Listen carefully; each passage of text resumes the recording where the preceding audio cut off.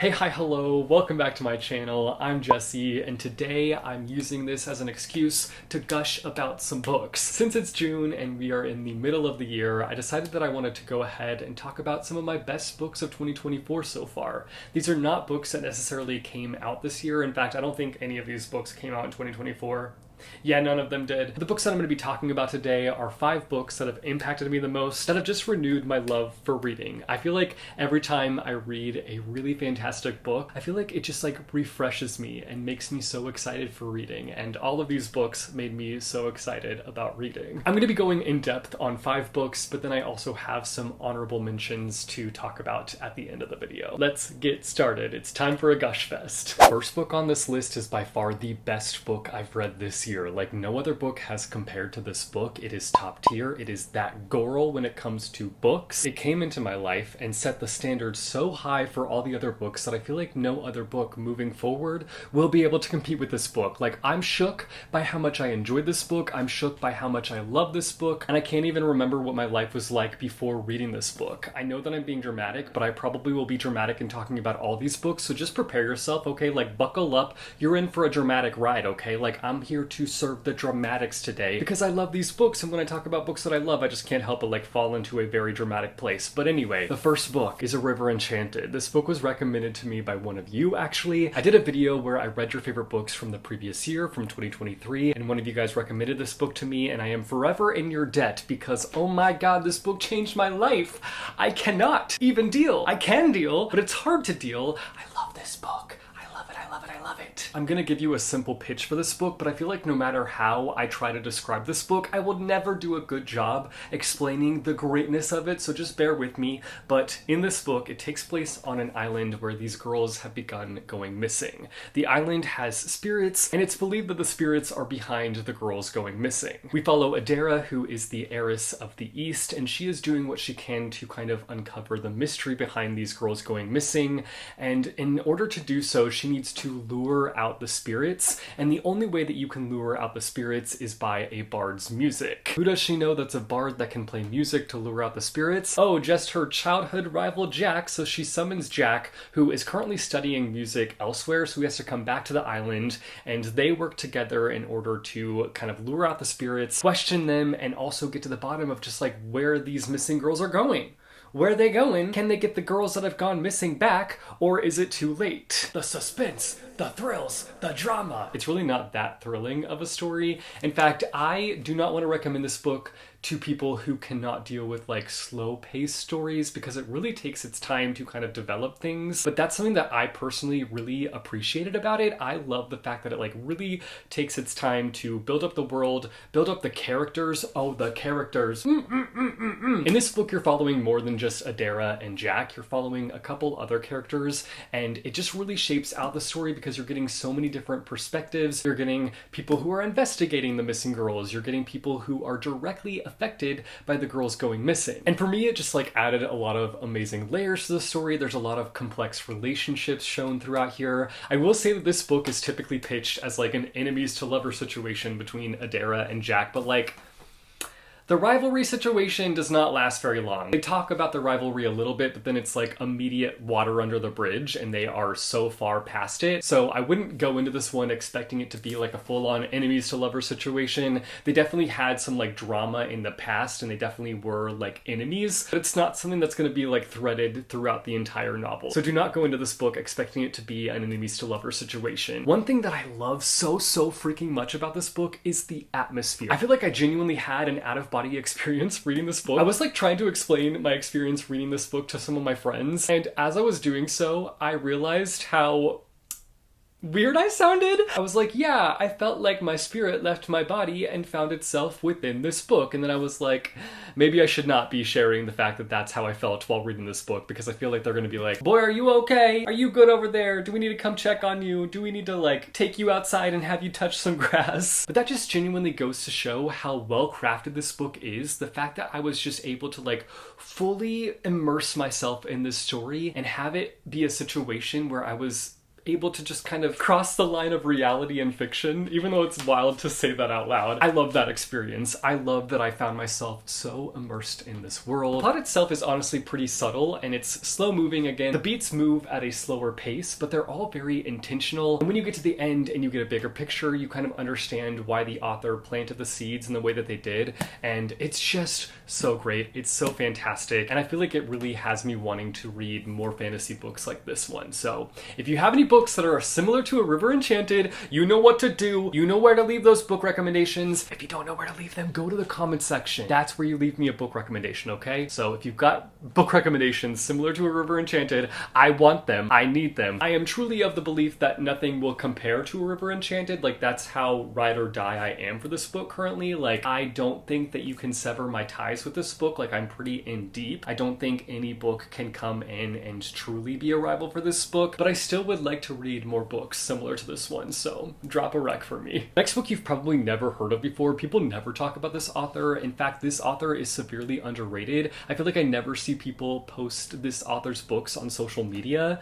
Said no one ever. The next book is Happy Place. I know that Emily Henry is having her moment right now. Everyone ever is talking about her books, but rightfully so. They're fantastic. I felt okay about Book Lovers. Like, I really enjoyed it. I wasn't like obsessed with it after I finished reading it, but Happy Place, I left it feeling obsessed. I was like kicking, giggling, screaming, crying while reading it. It's one of those books where it really does feel like you're just going on a ride through all these different emotions. In Happy Place, we are following this broken relationship between Harriet and Wynne. They used to be like the it couple, the perfect couple, the happiest couple. And then at some point they just kind of lost their spark and they ended up breaking up, but they've yet to tell any of their best friends. And their friend group gets together for their yearly vacation at their happy place at this cottage in Maine. The two are not looking to cause any drama within the friend group, and they definitely don't want to ruin the vacation by revealing the fact that they're not together anymore, so they decide to just act like they're in a relationship. Meanwhile, behind closed doors, they're broken up. So they're kind of having to face that head on because they're faking that they're in a relationship, they're faking that everything is okay, they're truthfully feeling mixed about why they even broke up, and they're questioning their breakup and if they made the right decision, and just going through that motion, and it's just everything. It's everything. This is one of those situations where you just get so invested in the relationship. That's where I found myself. Like, I was just like rooting for Harriet and Wynne the whole time. Even though their relationship is flawed, it's not perfect, they definitely have issues that they need to work through and talk through. I just wanted them to get together and kiss, get together and hug, get together and honestly get married and never leave each other's side ever again. Even though they are very different people and they are going after very different things in life, I just felt like they fit together so perfectly. They match each other's energy, they meet each other halfway, and I just felt like they needed to be together, and it was emotional following that journey and just seeing them kind of work through the hardship. Friendship aspect of this group was also really fun to follow. I feel like there's a lot of really interesting dynamics. I feel like a part of me loving this book is personal because the friend group in here reminded me of my friend group. They all recognize the fact that their friend group is a safe space. They're all very flawed individuals, but they know that their friends are going to accept them regardless of that. And then truthfully, I really loved the journey that Harriet was on throughout this book. I feel like she's just in a place where she doesn't know if she's chasing after the correct dream, but she has doubts about leaving that dream behind, and she feels a lot of pressure from her family, and she's definitely in that position where I feel like a lot of us find ourselves in, honestly, where we just can't help but like have our parents in the back of our mind throughout life and the decisions that we make. And it's fine to like obviously have respect for your parents and like want to make them proud, but like you should be chasing after what you want in life and not like what they're projecting onto you and what they want for your life. Like, just go after what you want. And truthfully, that can be a hard thing to kind of overcome and to kind of just start living life for yourself.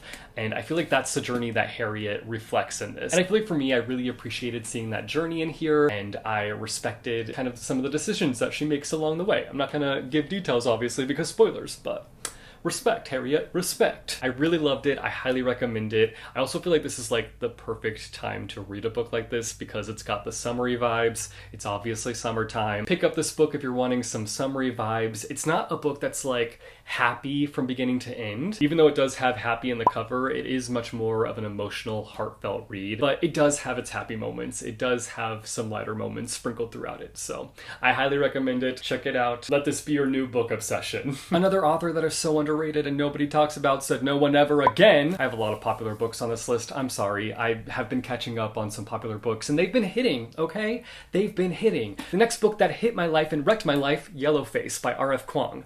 I loved the Poppy War trilogy by her and I was not expecting for her to like come out with a banger of a contemporary story, but that's exactly what she did. I know that this book is technically like borderline thrillery, but like I didn't really view it as a thriller. I guess it does have like hints of being a thriller throughout the book, but like it made me want R.F. Kuang to full on give us a thriller moment, give us a thriller book, because the thrillery bits sprinkled throughout this book were incredible, were so good. In this book we are following June, who is an author, and she's always dreamed of making it big, but truthfully her career kind of is stifled. She's really not that successful, she's just doing okay. June's best friend Athena, on the other hand, though, has made it big. She is this best-selling author that everybody loves, everybody praises her work, and she has the career that June has always wanted. After a freak accident, Athena ends up dead, and June somehow ends up with one of Athena's manuscripts. One that Athena has been working on for a very long time. So what does her bestie June do with this manuscript? She edits it and publishes it as her own. That's all I'm going to tell you about this book because I feel like if I share too much, it will give too much away and you won't enjoy it as much, but I was obsessed with this book. It was so addicting. Like the second I got in, I feel like I had such a hard time putting it down. Truthfully, it's one of those situations where it's like such a horrible experience that you're reading about. Like the situation that June finds herself in, you're just like, a girl, what are you doing? Are you nuts? And she is nuts. Like the things that she does throughout the book, what? Girl, what?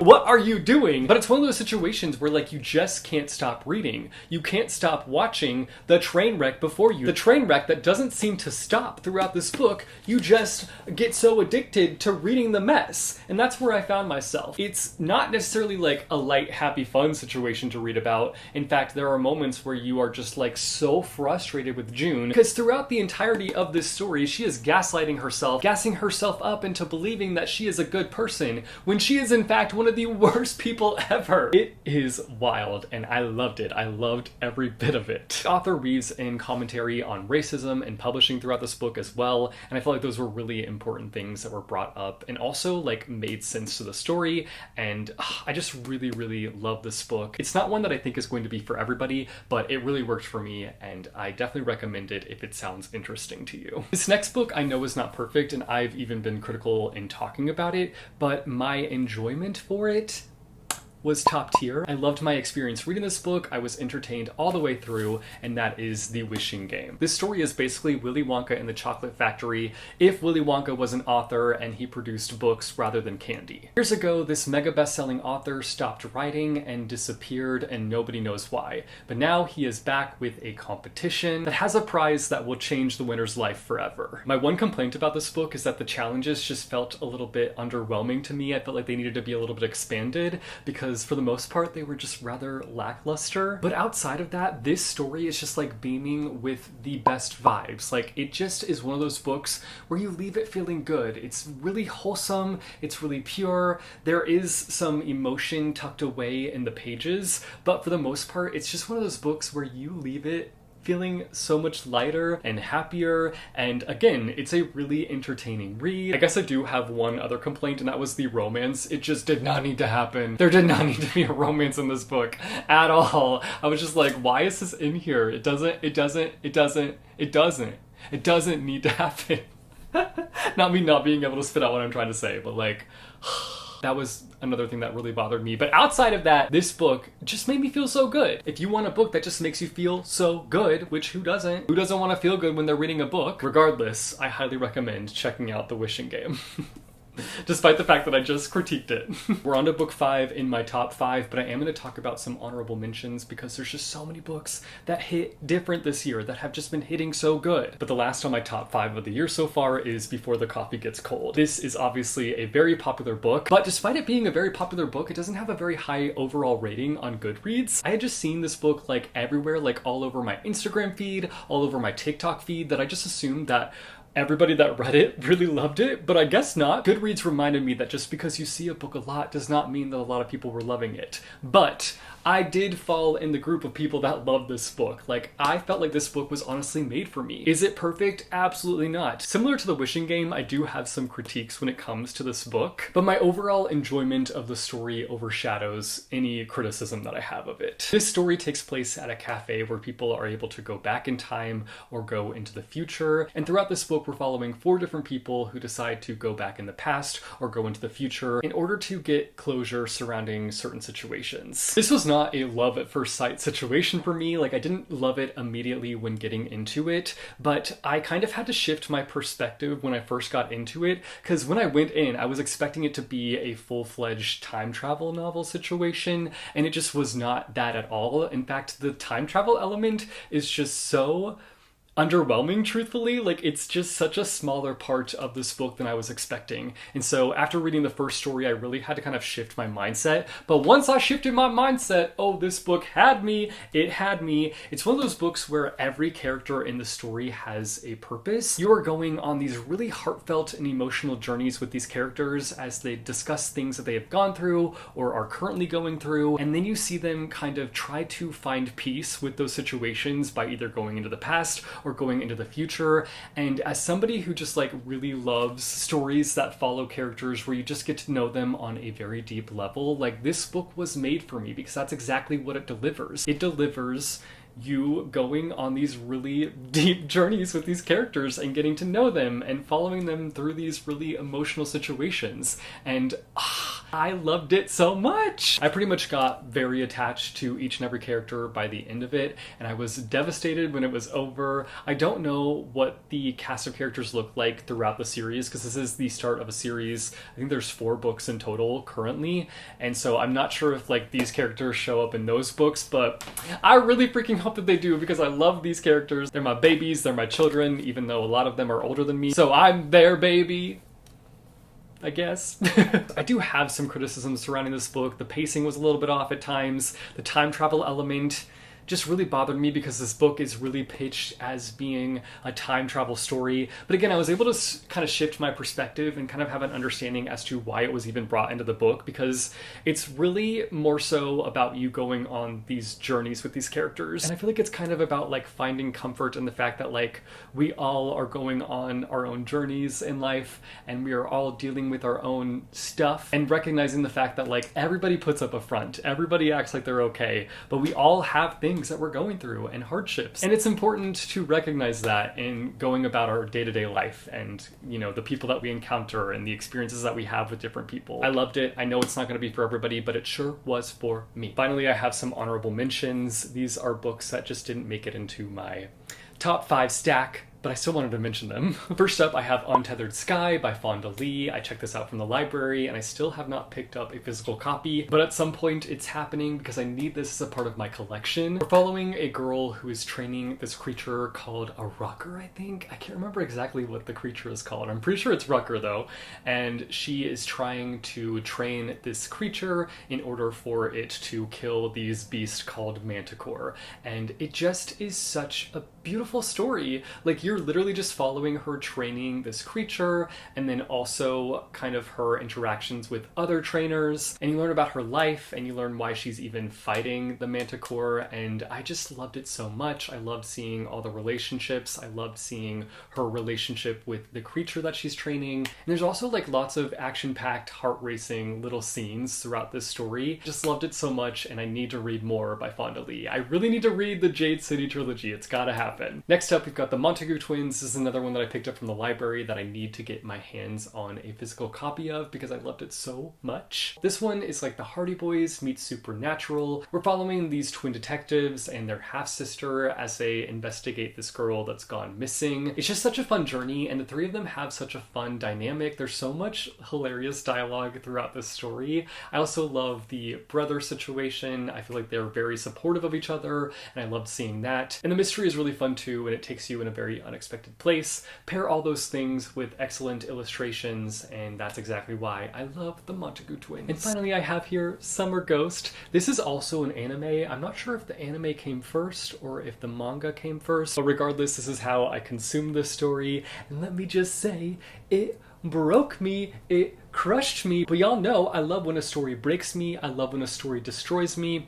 That's exactly what it did. That's why I'm mentioning it, because not only did it destroy me, but I also loved it so much. I loved all of the characters. I really love the story. It is devastating. It is really emotional and a lot more deep than I thought it was going to be going into it, which I'm just going to say a trigger warning for suicide ideation throughout this book. If that's something that like heavily affects you, definitely would put a halt on picking this one up, but I loved it. It was fantastic. So good. And that's all for my honorable mentions. That is it for the best books that I've read of 2024 so far. I'm excited for the next 6 months to see if there's any more that I can add to this list. Let me know down below in the comments some of your best books that you've read so far in 2024. If you feel like you know my reading taste and feel like you know the books that I like looking at this list and you have recommendations for me, drop those recs for me down below in the comments. If you like this video, be sure to go and hit that like button. If you want to see more bookish content from me, be sure to go and hit subscribe or go and hit that bell icon and you'll be notified every time I post new videos. As always, thank you guys so much for watching. I hope your day is bright, that tomorrow is brighter. Keep reading what your heart desires, and I will see you soon with a new video. Bye-o!